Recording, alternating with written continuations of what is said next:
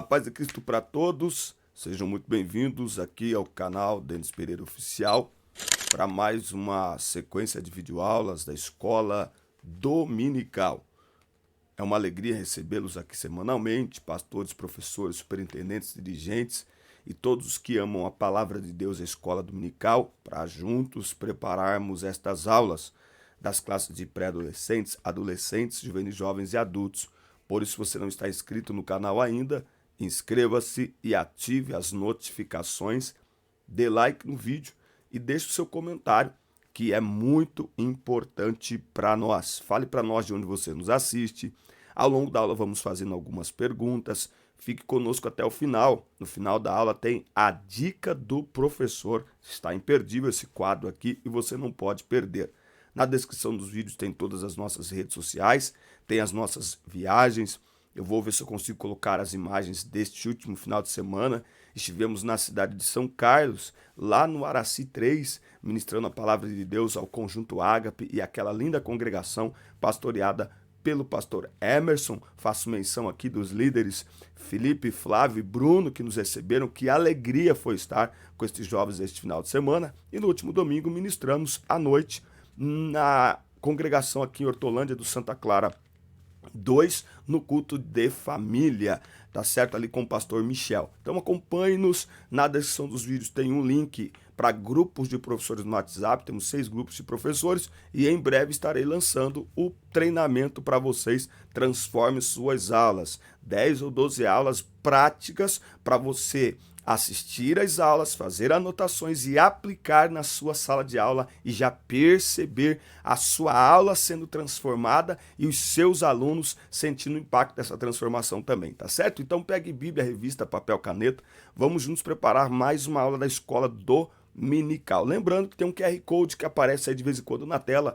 Ajude-nos nos nossos projetos. Por exemplo, Fala de Não Podcast, a nossa nova caneca chegou. Eu vou conseguir ver se eu consigo encaminhar para os irmãos para ver se fica viável, mas ela chegou. Aqui tem o QR Code, a pessoa lê com a câmera do celular e acessa a playlist ou no Spotify ou no YouTube. Então ajude-nos. Aponte a câmera do seu celular para o QR Code que aparece aí e contribua com o nosso trabalho.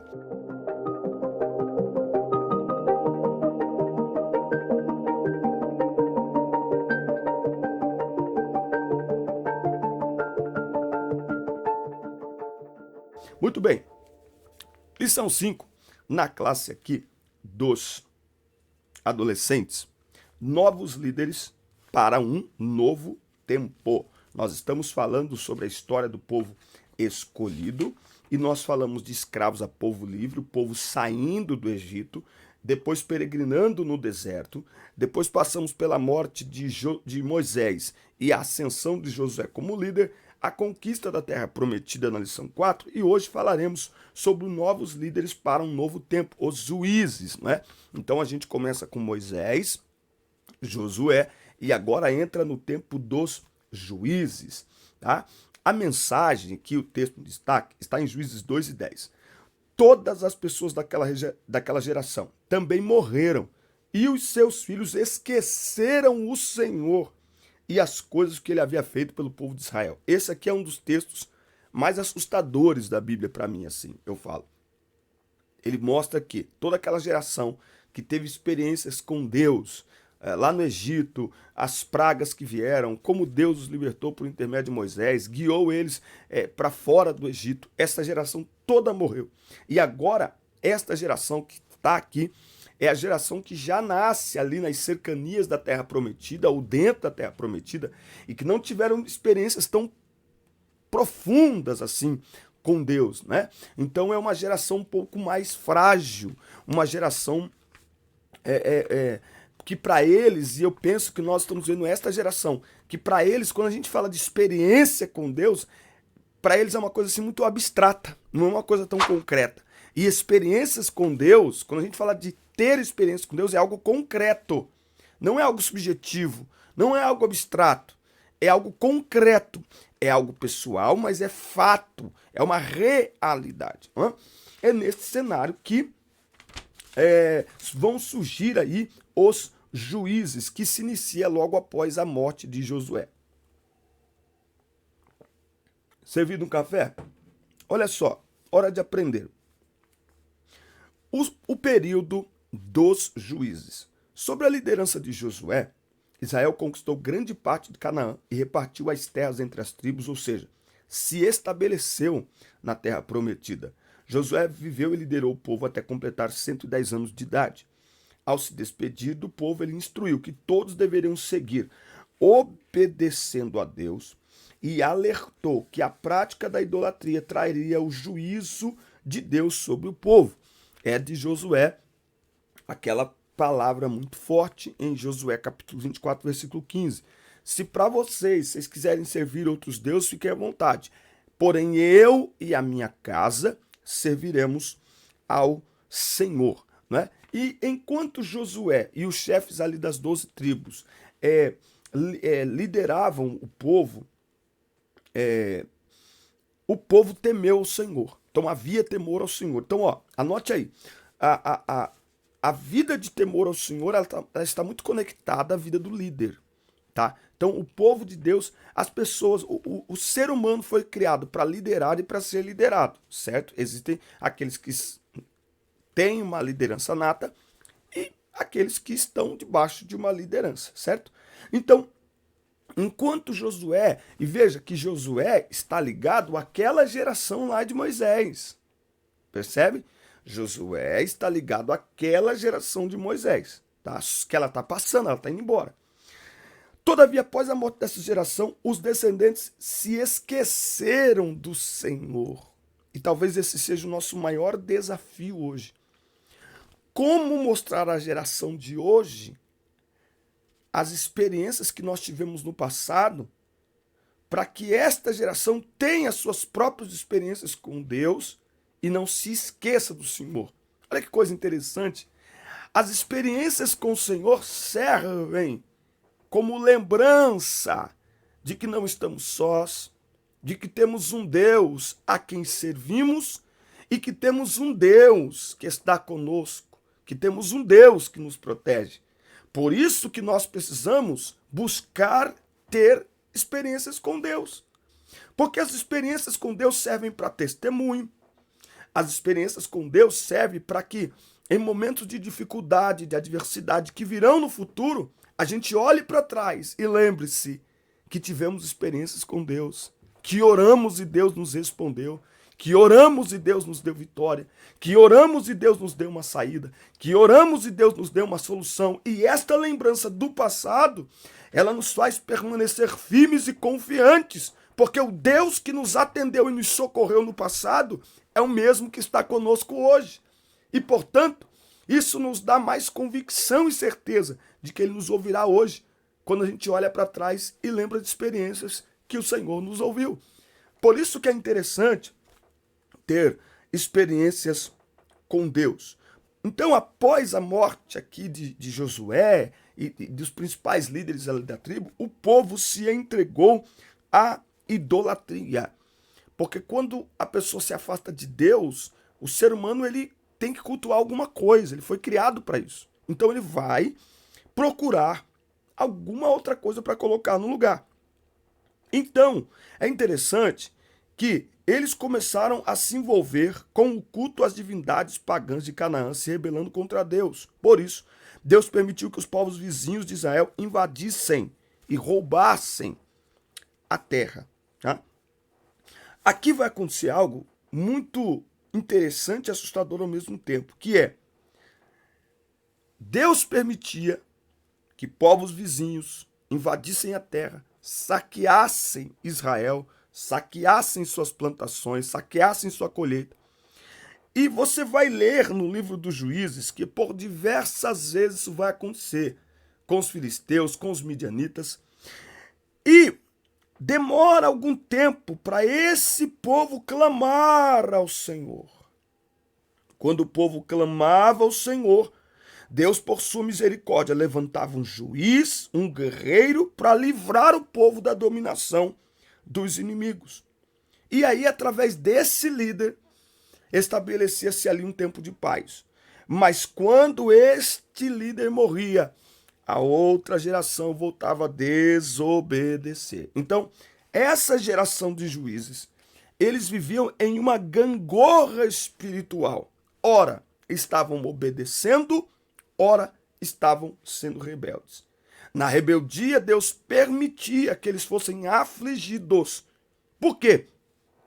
Porque o ser humano, ele muitas vezes, ele só se lembra de Deus quando está no aperto. Então, o aperto de Deus, muitas vezes, é um ato de amor. Até a ira, meu Deus do céu, até a ira de Deus é uma demonstração do seu amor. Por quê? Porque a ira de Deus nos traz ao arrependimento. A ira de Deus provoca em nós uma lembrança de que temos um Deus e faz-nos voltar para Ele. Por esse motivo, as nações as quais Josué não expulsou e que permaneceram em Canaã após sua morte, continuaram na terra prometida, por vontade divina, como forma de punição a Israel por quebrar a aliança com Deus. E olha só o que termina o versículo 25 de Juízes 21. Naquele tempo não havia rei em Israel, e cada um fazia o que bem queria. Ah, gente, quando cada um faz o que bem entende, a coisa não vai bem. A coisa não fica bem. Por isso que nós devemos ter cuidado. Por isso que nós devemos ter a direção de Deus, né? Nós devemos ter a direção de Deus e manter o nosso coração fixo em Deus e preparados para ouvir a sua palavra, para seguir a sua palavra. Porque a rebeldia não é um bom caminho, certo? Muito bem. Tópico 2 vai falar da juíza Débora, uma das maiores juízas que teve naquele tempo. Você já se inscreveu no canal? Ainda não? Inscreva-se, ative as notificações, dá like no vídeo e deixe o seu comentário, que é muito importante para nós você deixar aí o seu comentário. Tópico 2. E lembra do QR Code. Deixa Deus usar a tua vida. Geralmente os juízes eram homens, todavia a Bíblia nos apresenta Débora, que era profetisa e juíza dos israelitas. Em sua época, o povo escolhido foi dominado por Jabim, rei de Azor, que tinha Sísera como comandante do seu exército. A Bíblia diz que Sísera tinha 700 carros de ferro. Deixa eu olhar aqui, ó. Juízes. Vamos olhar aqui. Juízes, capítulo 4. Era a maior potência bélica daquela época. Olha isso aqui. Isso, 900. Olha isso aqui, ó. 4 e 3. Então os filhos de Israel clamaram ao Senhor, porquanto ele tinha 900 carros de ferro, e por 20 anos oprimia os filhos de Israel violentamente. Olha só, não era uma atitude isolada. Era uma atitude permanente e violenta dos inimigos do povo de Deus. Interessante que eles não aprendiam. Eles viam que a geração anterior desobedecera ao Senhor e sofreu. E eles cometiam o mesmo erro. Para você ver como que a idolatria ela é atraente. Por isso que nós temos que vigiar. Por isso que nós temos que ter muito cuidado com alianças que fazemos. Não é? Então, aqui, ó, este exército com 900 carros de ferro era a maior potência de guerra daquela época. Certo? Você imagina que Israel, as armas de Israel eram de madeira, então qualquer exército com arma de metal era superior a eles. Agora, carros aqui, esses carros aqui, além de ter cavaleiros super treinados, os próprios carros de ferro eram armas de guerra. Por onde esses carros passavam, eles amputavam, eles matavam as pessoas. Tá? Então, era um exército a ser temido. Aí o povo orou ao Senhor e Deus levantou Débora. Deus entrou aqui em cena com Débora. O normal era um homem. Deus usa quem ele quer. Aleluia. Deus usa quem ele quer. Débora mandou chamar Baraque e lhe entregou uma mensagem. apontando que o Senhor estava ordenando que Baraque lutasse contra Sísera e seu poderoso exército, pois a vitória era certa. Agora olha que interessante, Baraque colocou uma condição que só lutaria se Débora o acompanhasse. E Débora disse, eu vou, mas as honras dessa vitória, naquele dia seria conhecido que Deus dera vitória ao seu povo por uma mulher. E aí eles se reuniram, o exército, e partiram para Quedes. E Sísera viu essa movimentação, reuniu todo o seu grande e poderoso exército. E aí Deus usou Débora para passar as ordens para que Baraque atacasse o exército de Sísera. E quando o exército de Baraque apareceu, uma grande confusão tomou conta do exército de Sísera, especialmente porque houve uma pequena enchente no rio. Lembra? O grande poder deles estava nos carros de ferro. Se tem uma grande enchente, você vai ter um ambiente completamente conturbado para você andar por meio da lama, do barro, não vai servir para nada. Ou seja, Deus neutralizou o poder do inimigo. De duas uma, ou Deus vence o inimigo por nós, ou neutraliza o poder do inimigo para que nós o enfrentemos. De um jeito ou de outro, a vitória é nossa pelo sangue de Jesus. Não é? Sísera ainda fugiu, correu e se escondeu na cabana de uma mulher, mas enquanto ele dormia, Jael o matou. E Baraque, que o perseguia, quando chegou, viu que ele estava lá morto. E aí a palavra do Senhor se cumpriu. A honra da vitória naquele dia foi de uma mulher, no caso Jael. Né? Após essa grande vitória, houve paz na terra por 40 anos. 20 anos sobre servidão, 40 anos de paz. Nesse segundo tópico, nós vamos entender como é importante seguir a direção de Deus, como é importante temer ao Senhor, como é importante ter ao nosso lado pessoas que escutam a voz de Deus, pessoas que são direcionadas por Deus. Baraque não sabia o que fazer, mas tinha Débora, que estava sensível à voz de Deus e que tinha uma palavra de direcionamento, e ele ouviu. Baraque poderia ter dito, mas isso aí é Débora, é uma mulher. Não, Baraque prestou atenção ao que Débora disse e seguiu as direções que ela lhe passava, claro, direcionadas por Deus, e Deus deu vitória ao seu povo. Estamos falando para adolescentes, ande perto de quem anda com Deus, ande perto de quem tem direção de Deus. No momento mais difícil da sua vida, mesmo que você tiver dado uma mancada, você precisa ter amigos que te aproximam de Deus. Você precisa ter amigos que orem por você.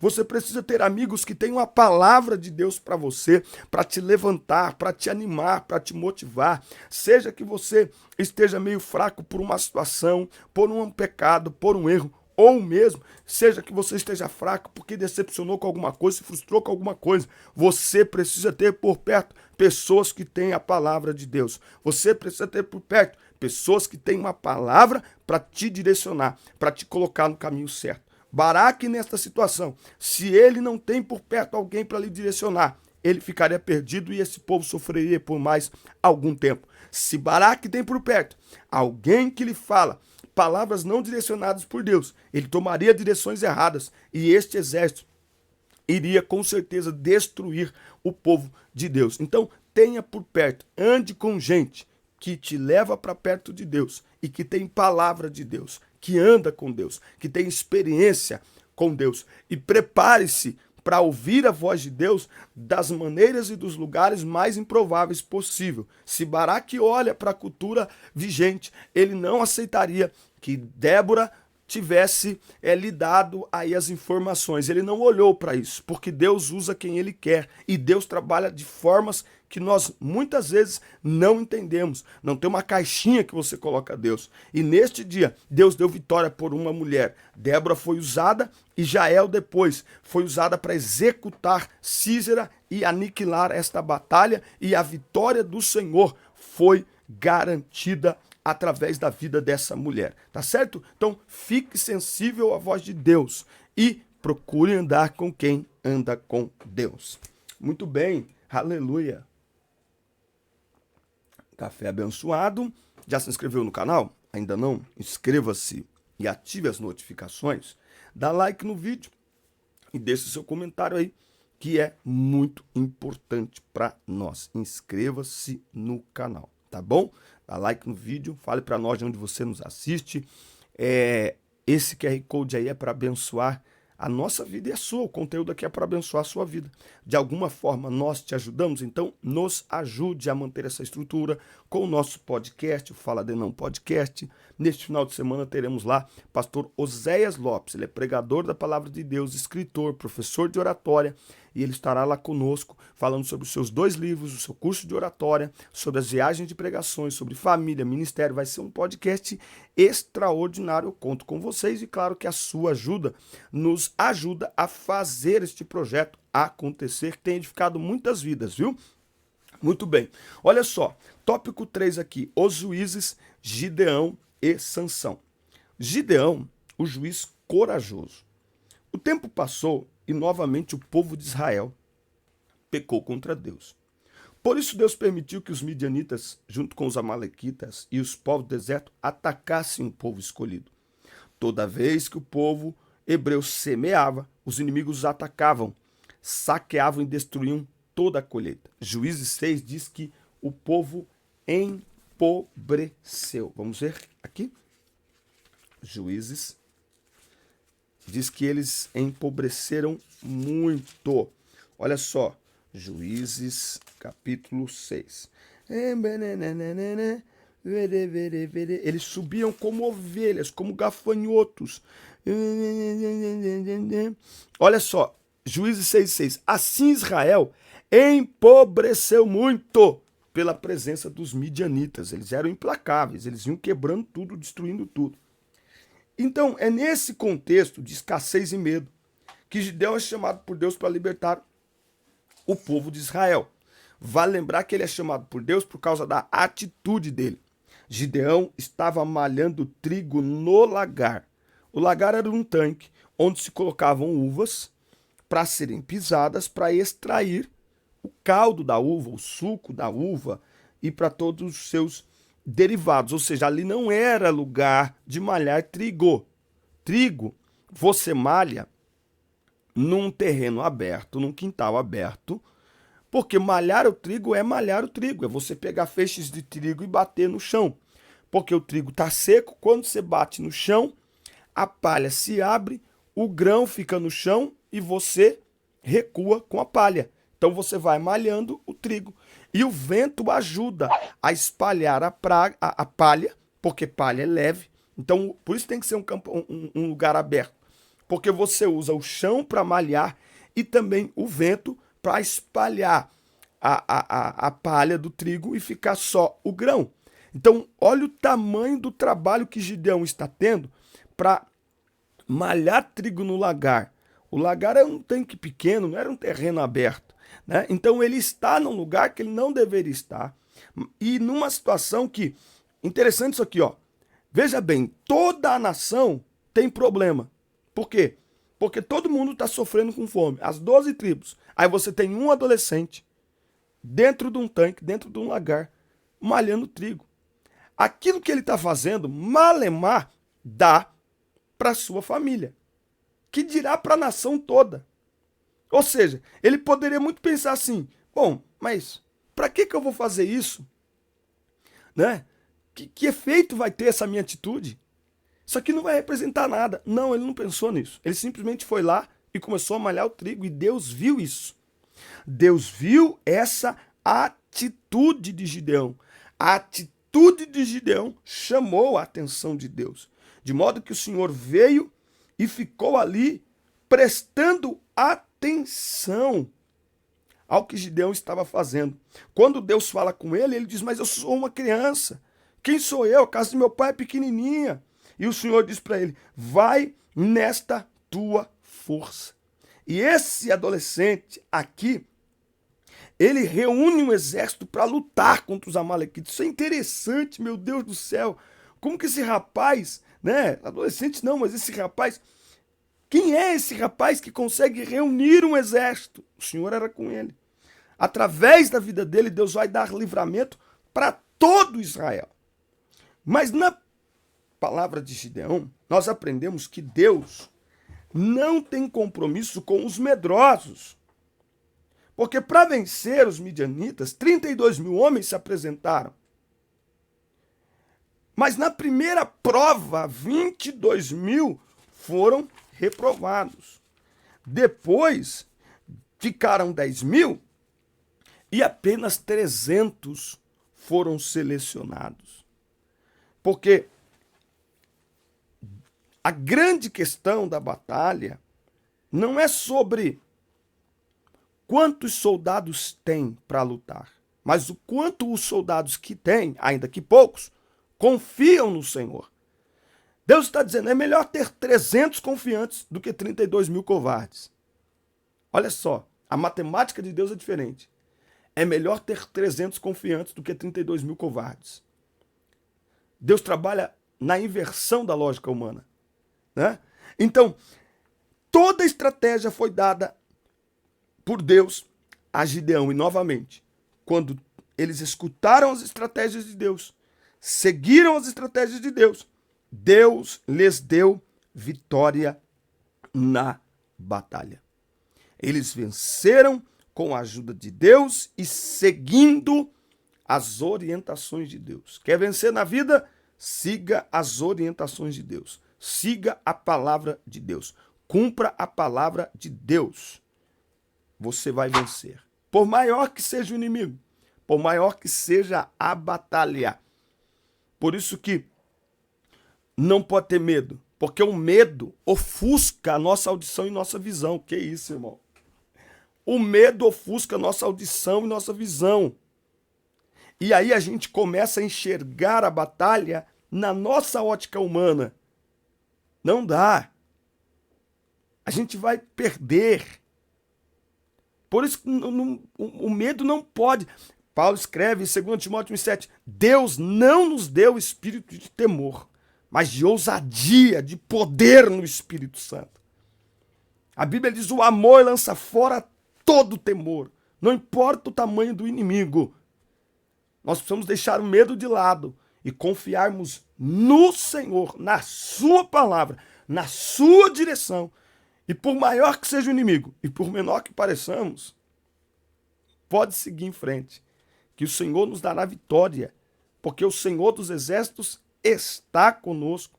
Ele não apenas nos defende, ele é a nossa defesa. Quando a gente entende isso, não tem exército que nos amedronta. Tópico 3 aqui, ponto 2, ele vai falar de Sansão. Não é? Novamente, eles viviam naquela gangorra espiritual que eu falei, lembra? Então, muitos anos se passaram, Israel teve diversos juízes, mas, mais uma vez, eles pecaram contra o Senhor. E ele permitiu que os filisteus dominassem sobre os hebreus. Nesse tempo vai nascer Sansão. Sansão nasce debaixo do voto do nazireado. Sobre este voto não poderia cortar o cabelo, beber bebida forte ou tocar em cadáver. Ele cresceu seguindo essas diretrizes e o Espírito do Senhor começou a dirigi-lo. O Espírito do Senhor o capacitava de uma forma muito poderosa. O propósito da vida de Sansão já estava definido, que era destruir os filhos de Deus. Mas Sansão gostava de brincar com o perigo. Sansão gostava de brincar com o perigo. Sansão poderia escolher qualquer mulher da sua tribo para se casar. Como dar ouvidos a seu pai. Como Isaac deu ouvidos a seu pai Abraão. Aquilo que Abraão fala com Eliezer, você não vai pegar mulher daqui, você vai lá na casa de meu pai. Aquilo estava combinado com Isaac. Você acha que Abraão sentou com Isaac e falou assim, meu filho, é o seguinte, está chegando a sua hora de casar e tal, eu vou enviar para buscar para você uma esposa lá na minha terra, lá na minha parentela. Isaac era um menino obediente, mas Sansão gostava de brincar com perigo. E Deus vai usar isso, inclusive, para estabelecer e cumprir o seu propósito, porque o propósito de Deus não para com da nossa interferência, não. Então, Sansão, tudo que ele não podia fazer. Sansão fez amizades com os filisteus, Sansão se casou com uma mulher filisteia, Sansão brincava com os filisteus, que ele nasceu para combater. Sansão brincava com a sua unção, né? Ele brincava com aquilo. E durante algum tempo, durante 20 anos, essa brincadeirinha de Sansão, essa impulsividade dele, legal, ainda foi possível, tal. Mas, conforme ele ia brincando com o seu chamado, ele ia deixando brechas. Meu Deus, isso é forte, hein? Ei, Brasil. Vou dizer de novo. Conforme ele ia brincando com o seu chamado, ele ia deixando brechas. O inimigo é astuto. Ele não derruba na primeira oportunidade. Ele é astuto e paciente. Anote aí. O inimigo é astuto e paciente. A Bíblia diz: vigiai, pois, porque o vosso adversário anda em derredor, bramindo como leão, buscando a quem possa tragar. Você já viu quantas horas um leão fica de olho numa presa? Quanto tempo ele fica de olho numa presa? Quanto tempo ele fica numa moita antes de dar o bote? O leão não vem correndo igual um louco, quilômetros e quilômetros. Não, ele vem se aproximando devagarinho. Ele vem diminuindo a distância. Ele vem aproveitando que a presa está despercebida, bebendo uma água, descansando numa sombra. E ele se camufla no meio ali daquela área. Ele aproveita que o pelo dele pode ser confundido com mato seco e ele vem vindo. Quando o leão dá o bote, né? Geralmente, eu não sei qual é a estatística, mas sei lá, 90% dos botes que o leão dá é certeiro. Por quê? Porque ele foi se aproximando. Quando ele levanta para dar o bote, a presa não tem tempo mais. Por mais que ela corra, a distância foi diminuída a tal ponto que por mais que ela saia correndo, o leão sabe que ele corre mais do que a presa. Então a presa pode correr o quanto quiser. O leão vai pegar. Então, em Sansão nós aprendemos a não brincar com o chamado. Porque quem brinca com o chamado abre brechas para o inimigo. E aí quando o inimigo vem dar o bote, nossa, eu não vi. Então, faz tempo que você não está vendo. Faz tempo que você está deixando brechas abertas. Não é de agora. Não. Esse bote de agora, ele é resultado de muitas brechas que você foi deixando e o inimigo foi aproveitando para se aproximar.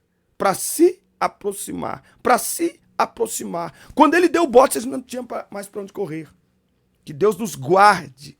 Que Deus nos livre. Então Sansão foi deixando brechas. Sansão foi deixando oportunidades. A Bíblia diz: não deis lugar ao diabo. Vou dizer de novo, ele é paciente. Ele não sabe o que a gente pensa, mas ele percebe pelo nosso comportamento quais são nossas fragilidades. E ele é paciente.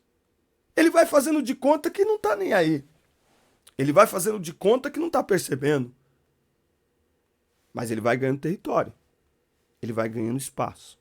E Sansão está brincando e o inimigo se aproveitando. Dalila enganou Sansão e fez ele dormir.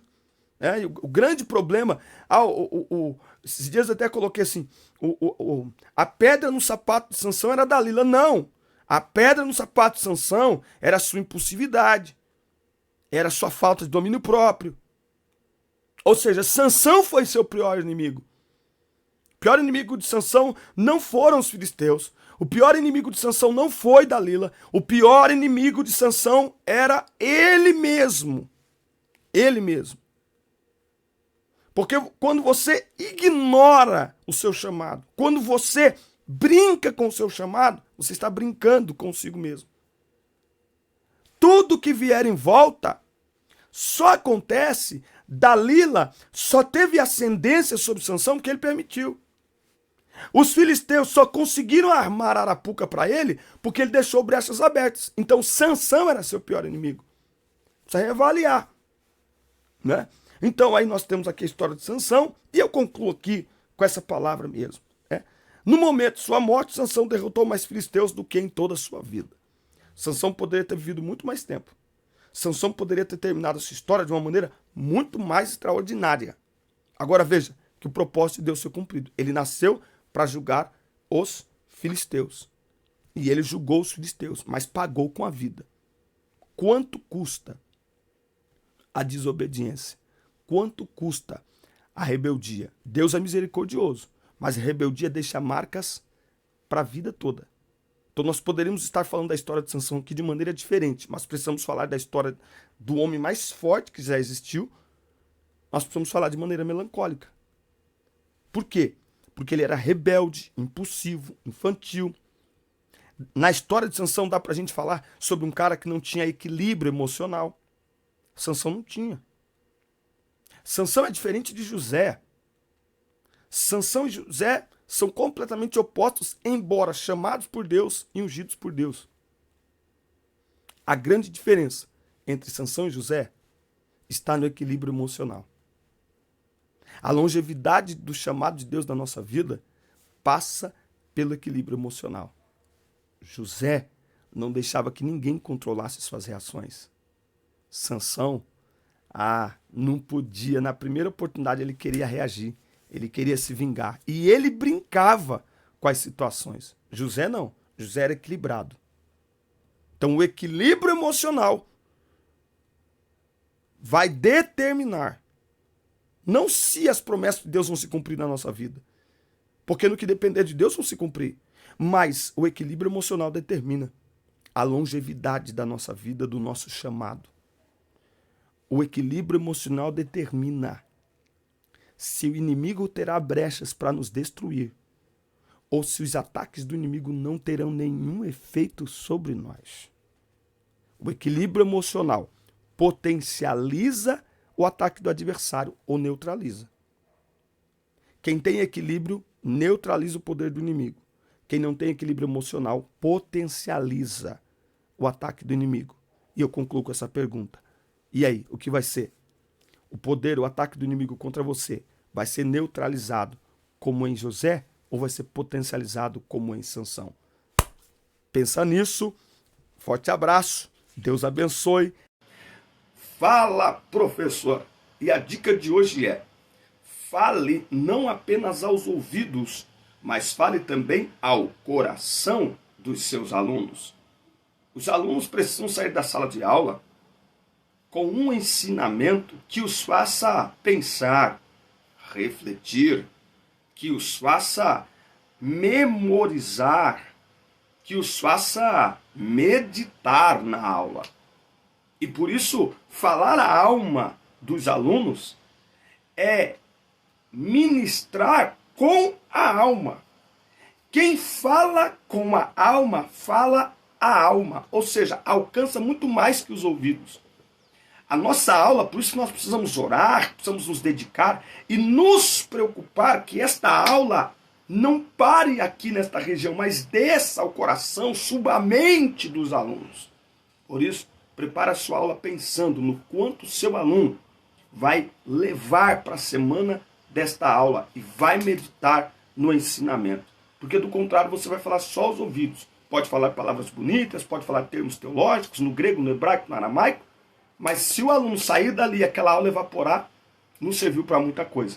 Sua aula pode ser simples, sem nenhum jargão teológico, mas ela precisa ficar impregnada na alma dos seus alunos. Assista, curta, compartilhe, inscreva-se no canal. Até o nosso próximo encontro. Deus abençoe vocês.